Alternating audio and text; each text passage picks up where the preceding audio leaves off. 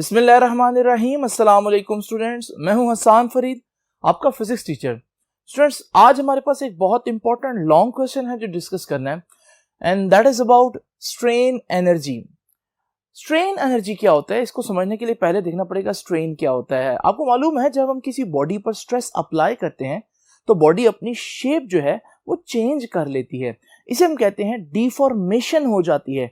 ये जो body deform हो जाती है, इसको मेजर करने के लिए हमारे पास एक क्वांटिटी होती है जिसे हम कहते हैं स्ट्रेन। स्ट्रेन बताती है कि बॉडी कितनी डिफॉर्म हुई है। फॉर एग्जांपल, यहां पर मेरे पास एक स्टील का स्केल है और आप देख रहे हैं कि अभी ये बिल्कुल भी डिफॉर्म नहीं है, तो मैं कहूंगा स्ट्रेन 0 है।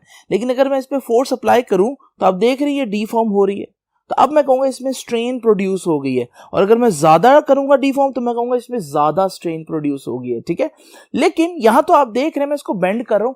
आमतौर पर हम क्योंकि टेंसाइल स्ट्रेन की बात करते हैं तो उसमें हम बॉडी को ऐसे बेंड नहीं करते बल्कि स्ट्रेच करते हैं। अब क्योंकि ये स्टील का स्केल है तो मैं इसको स्ट्रेच नहीं कर रहा, इस वजह से आज की एग्जांपल में हम स्टील का स्केल नहीं बल्कि हम स्ट्रिंग की एग्जांपल लेंगे। लेकिन उस पर आते हैं बाद में। अभी मैं आपको बता दूं कि स्ट्रेन एनर्जी क्या होती है। देखिए, मैंने जब इसको बेंड किया तो मैंने इस पर वर्क किया, मेरा वो वर्क कहां गया?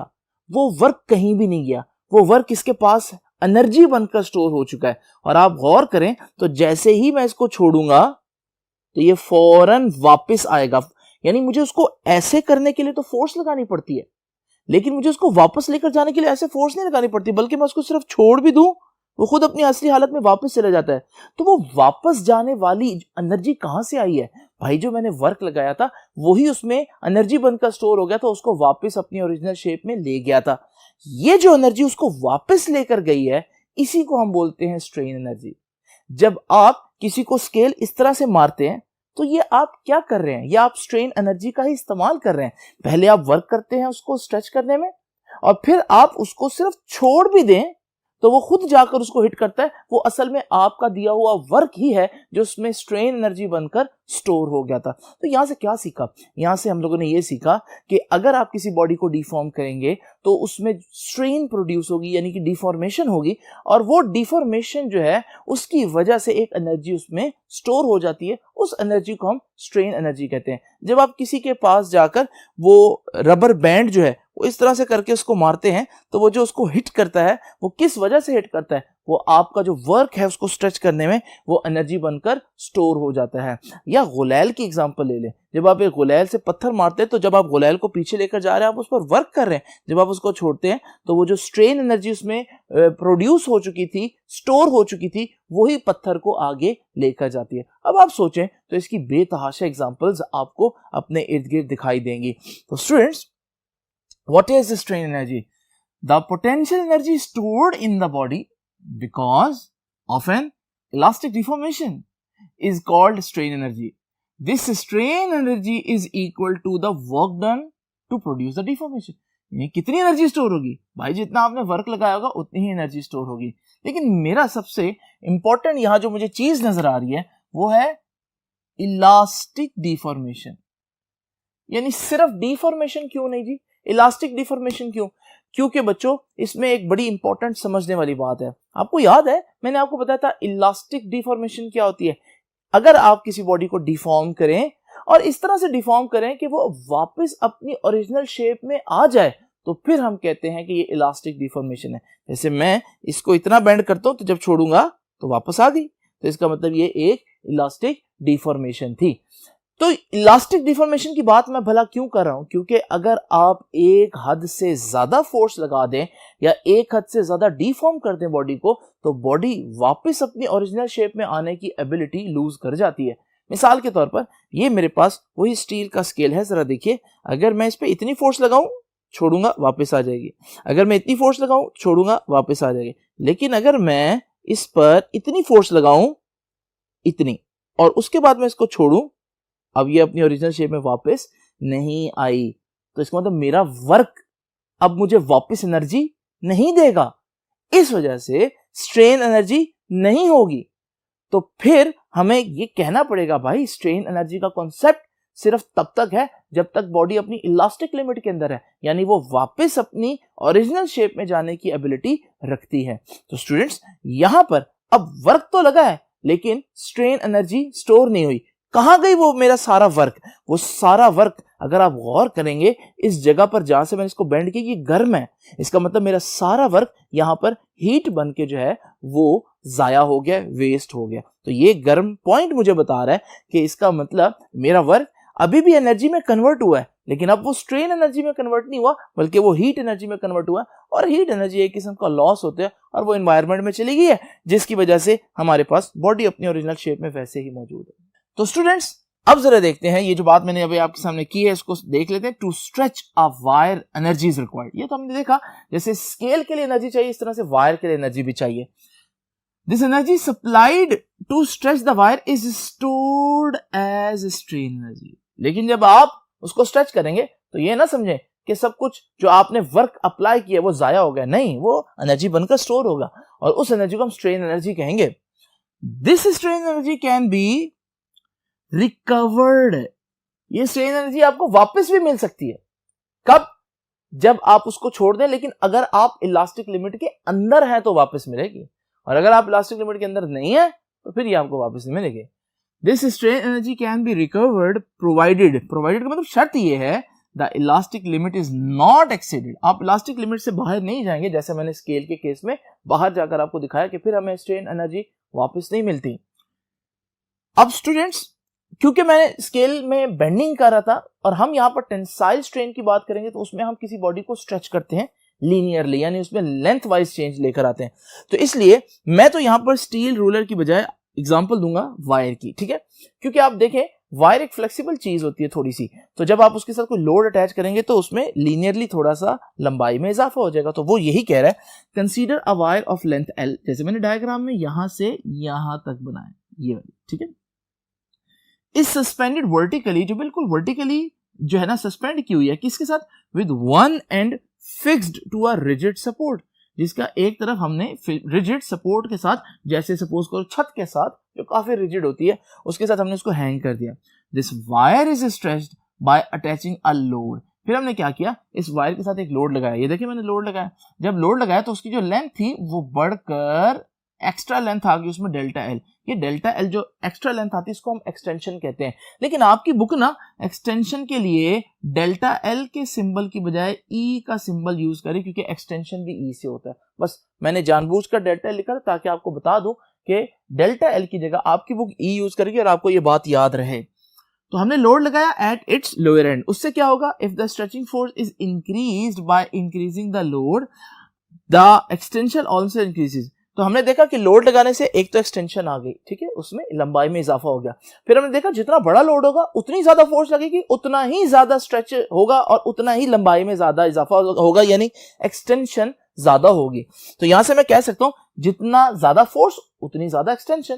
तो साइंस में या फिजिक्स में से क्या बोलेंगे कि extension is directly proportional to the applied force. तो ये देखें, if the elastic limit is not exceeded then the extension is directly proportional to applied force। लेकिन ये सारी बातें फिर बता दूं कहां है, ये इलास्टिक लिमिट के अंदर है, ठीक है ना? तो आप लोगों ने देख लिया कि स्ट्रेन एनर्जी प्रोड्यूस हो रही है, किन कंडीशंस में प्रोड्यूस हो रही है, कब तक प्रोड्यूस होगी, ये सारी बातें हम लोगों ने देख ली। अब हम स्ट्रेन एनर्जी का फॉर्मूला बनाना चाहते हैं तो हमें मैथमेटिकल डेरिवेशन करनी चाहिए। तो उसके लिए हम चलते हैं नेक्स्ट बोर्ड पर और देखते हैं कि इसको मैथमेटिकली कैसे डिराइव कर सकते हैं। स्टूडेंट्स, फिर से इमेजिन करें वही वायर, लेकिन अभी उस पर लोड नहीं लगा हुआ। अभी लोड नहीं लगा होगा तो डेफिनेटली उस पर कोई फोर्स भी अप्लाई नहीं हो रही होगी। तो मैंने ये बोला कि when the load is not attached to the wire the force on it is zero. तो F is equal to zero है। ये कब की बात है? When the load is not attached. अच्छा, ग्राफ के ऊपर ये कहां मिलेगा आपको? तो ये पॉइंट है, तो यहां पर आप देख रहे हैं फोर्स है और यहां पर एक्सटेंशन है, तो इस पॉइंट पर दोनों जीरो हैं, यानी ये वो पॉइंट है कि अभी मैंने ना लोड लगाया है तो ना ही एक्सटेंशन होगी। तो इस पॉइंट की मैं बात कर रहा हूं, ठीक है? उसके बाद क्या होगा? उसके बाद जब मैं लोड लगाऊंगा तो लोड लगाने से फोर्स जो है वो एक्सटेंशन करती जाएगी। अब मैं क्या कर रहा हूं, मैं फोर्स यानी लोड बढ़ाता जा रहा हूं तो एक्सटेंशन भी बढ़ती जाएगी और मेरे पास एक ये लाइन आएगी रेड कलर की, ठीक है? करते करते मैं पॉइंट ए पर पहुंच गया। पॉइंट ए पर जो फोर्स है वो F लग चुकी है और जो एक्सटेंशन है वो E हो चुकी है, राइट? अब मैं ये बात भी लिख देता हूं कि but when load is attached to string the force on it is maximum. ठीक है, तो जब लोड अटैच करेंगे तो फोर्स बढ़ते बढ़ते एक पॉइंट पर मैक्सिमम हो जाएगी। उस मैक्सिमम फोर्स को मैंने F बोल दिया। अब आपको मालूम है यहां पर एक बात तो तय है कि फोर्स यूनिफॉर्म नहीं है, यानी कि शुरू में फोर्स कम है और फिर आहिस्ता आहिस्ता फोर्स बढ़ती जा रही है एक पॉइंट तक। जब ऐसा केस हो तो फिर आपको मालूम है हम फोर्स की कोई एक वैल्यू तो ले नहीं सकते, तो हम लेते हैं फोर्स की एवरेज वैल्यू। और एवरेज कैसे लेते हैं?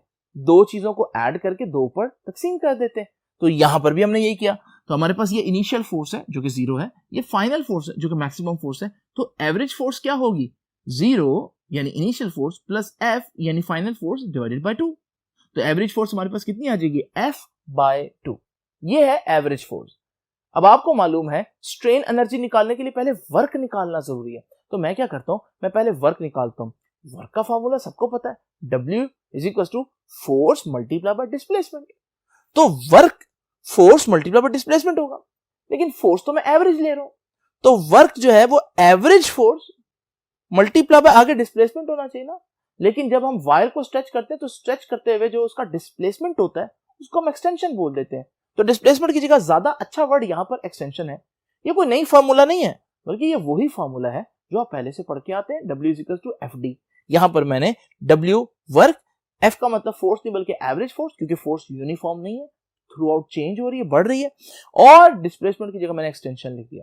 अब आपको मालूम है एवरेज फोर्स कितनी है, ये मैंने ऊपर लिखा, एवरेज फोर्स F/2 है। तो एवरेज फोर्स की जगह मैं पहले एवरेज फोर्स लिख देता हूं, एक्सटेंशन की जगह E लिख देता हूं, क्योंकि मैंने एक्सटेंशन को डेल्टा L से रिप्रेजेंट नहीं किया था बल्कि E से रिप्रेजेंट किया था। एवरेज फोर्स F/2 है, एक्सटेंशन E है, तो हमारे पास वर्क का फॉर्मूला हाफ इंटू FE आ जाएगा। ये वो वर्क है जो मैं लगा रहा था रूलर पर। तो फिर एनर्जी क्या होगी? भाई जो मैंने वर्क लगाया वही तो एनर्जी बनकर स्टोर हुआ है। तो अगर वर्क का फॉर्मूला ये है तो एनर्जी भी इतनी ही स्टोर हुई होगी। तो स्ट्रेन एनर्जी का फॉर्मूला भी हाफ FE होगा। तो स्टूडेंट्स हमारे पास फॉर्मूला तो आ गया, लेकिन अब यहां एक इंपॉर्टेंट बात डिस्कस करने वाली है। आपने देखा कि फोर्स F जो है वो कांस्टेंट नहीं है। आप लोगों ने चैप्टर नंबर 4 फर्स्ट ईयर में एक आर्टिकल पढ़ा था, अगर फोर्स कांस्टेंट ना हो तो फिर हम क्या करते होते हैं? जब फोर्स कांस्टेंट ना हो, हमारे पास फोर्स की एक वैल्यू ना हो, तो हम क्या करते हैं? हम अपने टोटल जो फोर्स लगने का दौरानिया है उसको छोटे छोटे इंटरवल्स में डिवाइड करते थे। इतने छोटे इंटरवल कि हर इंटरवल में फोर्स क्या रहे? ऑलमोस्ट कांस्टेंट रहे। ठीक है, तो अगर मैं यहां से लेकर यहां तक की टोटल स्ट्रेन एनर्जी निकालना चाहता हूं तो फोर्स तो मुसलसल चेंज हो रही है। ठीक है, तो मैं क्या करूंगा? मैं छोटे छोटे इंटरवल बनाऊंगा। जैसे एक इंटरवल मैंने आपके सामने ये वाला बनाया। अब ये दोनों पॉइंट पर फोर्स वैसे तो डिफरेंट नजर आ रही है, लेकिन जरा थोड़ी देर के लिए सोचो, अगर ये इंटरवल और पतला हो जाए और थिन हो जाए तो ये वाले दो पॉइंट्स एक दूसरे के और करीब नहीं हो जाएंगे? तो इसका मतलब जितना मैं इसको थिन करते जाऊंगा उतने ये दो पॉइंट्स एक दूसरे के करीब होते जाएंगे, और एक वक्त आएगा ये इतना थिन हो जाएगा, ये दोनों पॉइंट्स इतने करीब करीब हो जाएंगे कि मैं कहूंगा force is almost constant and at 2 points. दोनों पॉइंट्स पर फोर्स तकरीबन क्या रहेगी? कांस्टेंट रहेगी। ठीक है, तो अगर मैं यहां से यहां तक टोटल एनर्जी फाइंड आउट करना चाहता हूं तो मैं इस तरह के बहुत छोटे छोटे स्ट्रिप्स जो हैं वो इमेजिन करूंगा। हर स्ट्रिप इतना पतला होगा कि वहां पर फोर्स कांस्टेंट रहेगी। क्यों? क्योंकि फोर्स कांस्टेंट रहेगी तो मैं वर्क निकाल सकूंगा। तो हमारे पास जब फोर्स कांस्टेंट रहेगी तो फिर मैं उन सारे स्ट्रिप्स के एरियाज को ऐड करूंगा, तो आप सोचो वो सारा एरिया ट्राइंगल का एरिया नहीं आ जाएगा हमारे पास। तो इसका मतलब ये बात मैंने लिखी है, the force F is not constant during the extension. Force तो कांस्टेंट नहीं है। Therefore to keep force constant, अगर आप फोर्स को कांस्टेंट रखना चाहते हैं तो फिर क्या करेंगे? Consider a very small extension in string. आप इमेजिन करें स्ट्रिंग में बहुत छोटी सी एक्सटेंशन हुई है। ठीक है, तो फिर हमारे पास इतनी छोटी एक्सटेंशन होगी तो फोर्स बहुत करीब करीब होगी, तो हमारे पास फोर्स तकरीबन कांस्टेंट रहेगी। और फिर हमारे पास स्ट्रेन एनर्जी का जो ग्राफ से फॉर्मूला आएगा वो ये होगा कि आप क्या करो, स्ट्रेन एनर्जी निकालने के लिए पूरी ट्रायंगल जो मैंने शेड की है इसका एरिया निकाल लो। तो strain energy is equal to area of triangle OAB। ठीक है, OAB। अब ट्रायंगल का एरिया का फॉर्मूला आपको याद है? ट्रायंगल के एरिया का फॉर्मूला था half into base into height. तो half into base into height लिख दिया। बेस क्या है? पूरी ट्रायंगल की बेस तो ये है, और ये क्या है? एक्सटेंशन। तो बेस की जगह आ गया E। हाइट क्या है, ये हाइट है, और अगर आप देखो ये जो हाइट है ये तो यहां भी बन रही है, और ये कितनी हाइट है, ये तो एफ हाइट है, तो हमारे पास हाइट में आ गया फोर्स, तो ये बन गया हाफ एफ ई। तो वही चीज ग्राफ से भी आगे, जो चीज पहले आपके सामने मैंने मैथमेटिकली बनाई थी।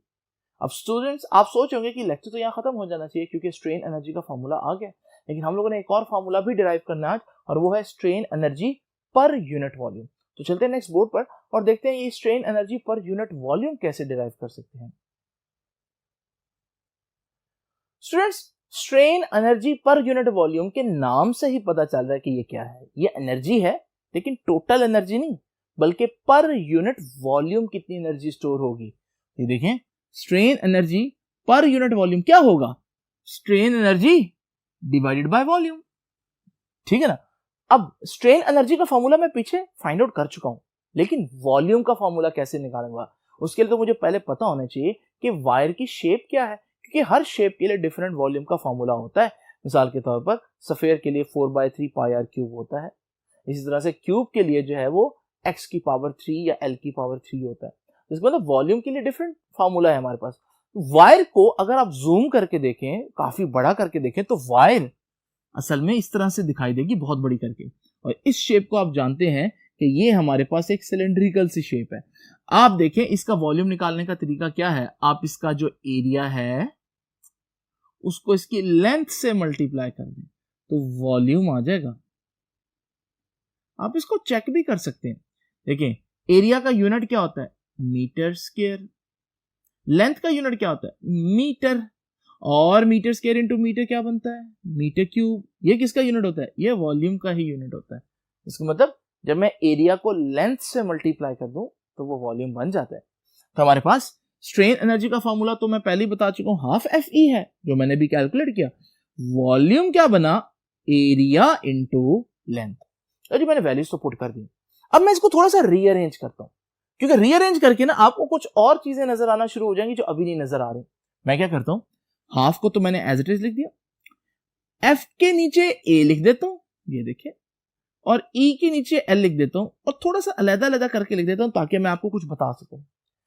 सोचें ये एफ ओवर ए क्या है, फोर्स पर यूनिट एरिया। याद आया आपको, फोर्स पर यूनिट एरिया तो स्ट्रेस होती है। इसका मतलब इस फॉर्मूले के अंदर स्ट्रेस छुपी हुई थी, नजर नहीं आ रही थी, लेकिन जब मैंने इसको रीअरेंज किया डाटा को तो अब वो विजिबल हो गई है। तो इसका मतलब एफ ओवर ए की जगह मुझे स्ट्रेस लिख देना चाहिए। ये क्या है, आप कहेंगे ये तो वाकई कोई नई चीज ही है। ये क्या है, एक्सटेंशन ओवर लेंथ। एक्सटेंशन को अगर पुराना वाला सिंबल दें, एक्सटेंशन क्या है, लंबाई में चेंज, लंबाई में इजाफा, तो एक्सटेंशन की जगह है डेल्टा एल, नीचे एल एज इट इज। अब सोचो ये क्या है, अब आपको फौरन पता चलेगा सर ये तो change in length over original length है, और वो तो स्ट्रेन का फॉर्मूला होता है। तो यानी कि ये आ गया इसकी जगह स्ट्रेन। तो हमारे पास एनर्जी पर यूनिट वॉल्यूम का जो फॉर्मूला आएगा वो half into stress into strain. बहुत आसान फॉर्मूला है, और इस पर न्यूमेरिकल भी है आपका, इसलिए इस फॉर्मूला को आपको आना चाहिए।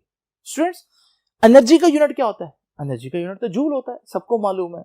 तो एनर्जी पर यूनिट वॉल्यूम का यूनिट क्या होगा, एनर्जी का यूनिट जूल ही होगा, और पर यूनिट वॉल्यूम, वॉल्यूम का यूनिट क्या होता है, मीटर क्यूब। तो याद रखिएगा energy per unit volume is always measured in joule per metre cube. तो स्टूडेंट्स आपको स्ट्रेन एनर्जी और strain energy per unit volume का जो फॉर्मूला है वो डिराइव करना आना चाहिए। उम्मीद है आपको लेक्चर समझ में आ गया होगा। आपसे अब इंशाल्लाह मुलाकात होगी नेक्स्ट लेक्चर में, तब तक के लिए अल्लाह हाफिज।